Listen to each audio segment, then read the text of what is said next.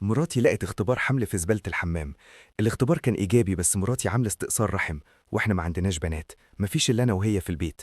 وقفت وهي ماسكة الاختبار بصباعين وكأنها ماسكة حاجة مشعة، وقفت لي على باب الحمام وأنا بغسل سناني. وشها ما كانش عليه أي تعبيرات تماما، بس إيديها كانت بتترعش جامد لدرجة إني كنت شايفاها من على بعد. سألتني بصوت هادي، هادي قوي، الهدوء اللي بيجي قبل ما كل حاجة تتدمر تماما، وقالت: إيه ده؟ قربت منها وبصيت على الخطين الوردي على الاختبار، ودماغي فجأة ما بقتش شغالة. قلت لها: ما عنديش أدنى فكرة. قالت بكل هدوء: ما عندكش فكرة. كانت بتقولها كتقرير لكلامي مش كسؤال، كأنها بتجرب قد إيه الكلام عبيط ومش منطقي. قلت لها: حبيبتي، أنا بجد معرفش البتاع ده جه منين. حطيته على الترابيزة وربعت إيديها وميلت على إطار الباب وكأنها محتاجاها عشان يمسكها ما تقعش، وقالت: أنا شلت الرحم من 3 سنين، أنا ما ينفعش أبقى حامل، وإحنا ما عندناش عيال، ما عندناش بنات، ولا بنات إخوات بيجي يقعدوا عندنا، ولا حد من أصحابنا بات في أوضة الضيوف. ما حدش دخل البيت ده إلا أنا وإنت من أسابيع. كنت فاهم بالظبط عقلها راح فين، ومعدتي اتقبضت. وقلت لها: أنتِ فكراني بخونك؟ قالت لي: المفروض أفكر في إيه يعني؟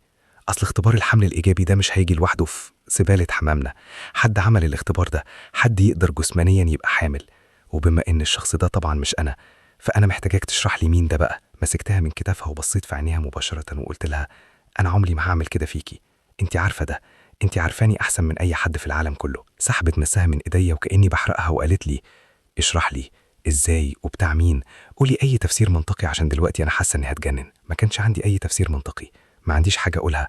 وهي لمدة 3 أيام ما كانتش بتتكلم معايا، سابتني ونامت في أوضة الضيوف وكانت بتقفل الباب عليها. كنت بسمعها كل يوم بالليل بتعيط، ولما كنت بروح أخبط عليها كانت بتقول لي: امشي. رجعت كل حاجة في عقلي، بحاول أفهم إزاي اختبار حمل يظهر في بيتنا فجأة. حاولت افتكر لو أي حد زارنا خلال الفترة اللي فاتت واستخدم الحمام، بس فعلا ما حدش جالنا من أسابيع. اتصلت بأختي أسألها لو كانت عدت على البيت وأنا مش موجود، بس برضه ما جاتش.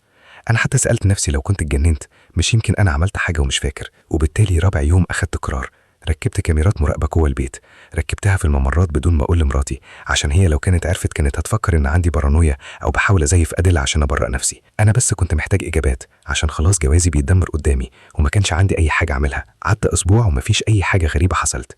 كل التسجيلات بتاعة الكاميرا عبارة عني أنا ومراتي بنتحرك في البيت كأننا أغراب، بنتجنب نبص لبعض، بنتكلم بقى لعدد كلمات. وبعدين في اليوم الثامن رجعت التسجيلات بتاعة الكاميرا بتاعة الليلة السابعة، وحرفيا الدم جامد في عروقي.